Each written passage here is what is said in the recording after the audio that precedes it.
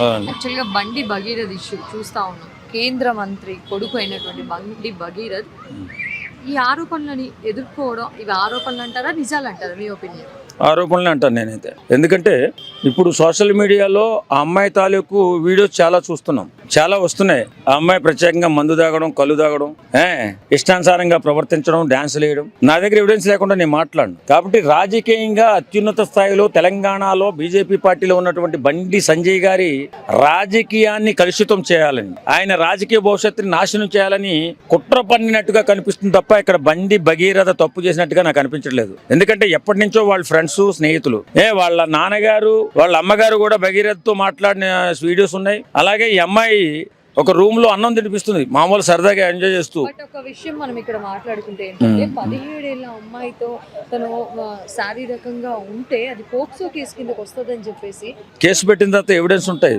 మనం ఎవరో ఆరోపణ చేశారని దాని గురించి మాట్లాడకూడదు. 17 ఏళ్ల అమ్మాయితో ఆయన కలిశాడు అనే మాట నిజమైతే చాలా ఎవిడెన్స్ ఉంటాయి. ఆ ఎవిడెన్స్ పెట్టుకుని కేసు అవుతుంది. కాదనట్ల బండి సంజయ్ గారు ఈవేళ ఏం చెప్పారు?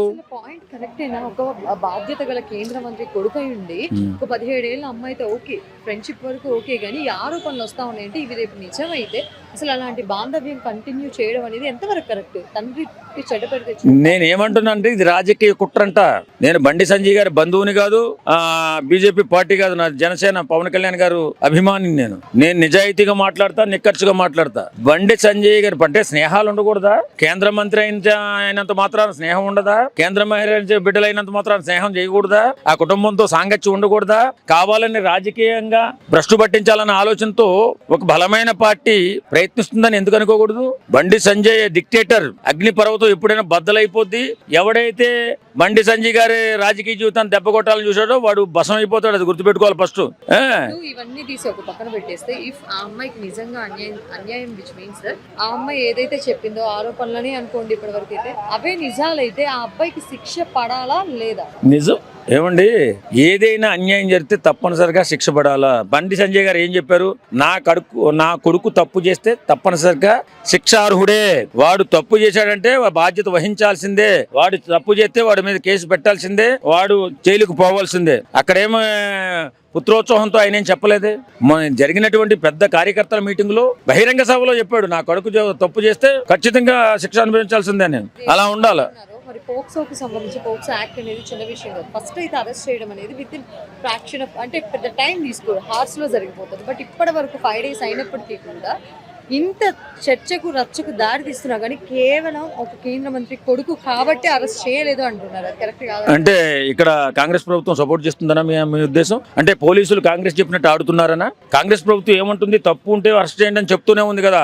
తప్పు ఉంటే బండి సంజయ్ కొడుకుని అరెస్ట్ చేయమని చెప్తుంది. ఇప్పుడు ఎవరు తప్పు? కాంగ్రెస్ ప్రభుత్వం అందా మీరు అన్న మాట ప్రకారం? కాదు కదా. కాంగ్రెస్ ప్రభుత్వమే అరెస్ట్ చేయని చెప్తుంటే వాళ్ళకి ఆధారాలు రావాలి.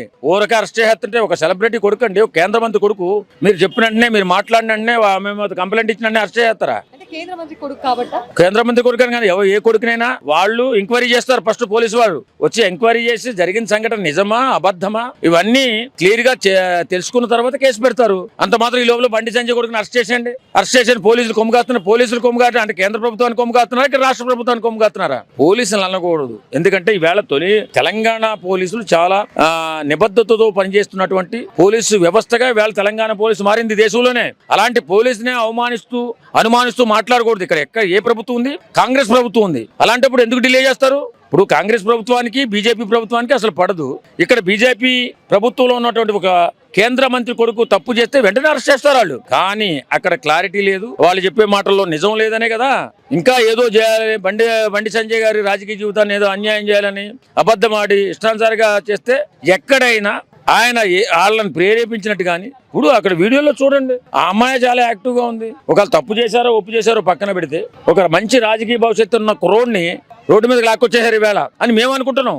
ఎందుకంటే అమ్మాయి వీడియోలు ఉన్నాయి మన దగ్గర, బీర్ తాగుతున్నటువంటివి ఉన్నాయి. కావాలంటే చూపిస్తే ఇప్పుడే లైవ్ లో బీర్ తాగినవి ఉన్నాయి, అలాగే కళ్ళు తాగినవి ఉన్నాయి. ఇన్ని రకాలుగా ఆ అమ్మాయి బరి తెగించి ఉన్నటువంటి అమ్మాయి ఈవేళ తప్పు చేయలేదంటే నమ్ముతారా?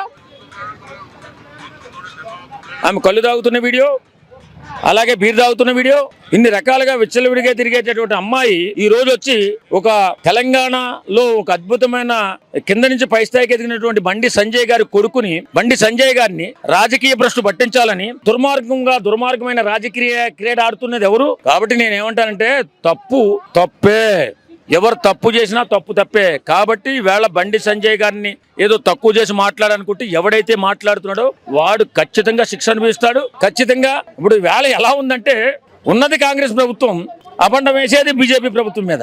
కాంగ్రెస్ ప్రభుత్వం దగ్గర ఎవిడెన్స్ ఉంటే అరెస్ట్ చేయొచ్చుగా, ఎందుకు చేయలే? కొంతమంది అంటారు ఎక్కడికి పోలేదు బండి సంజయ్ గారి అబ్బాయి, హైదరాబాద్లోనే ఉన్నాడు.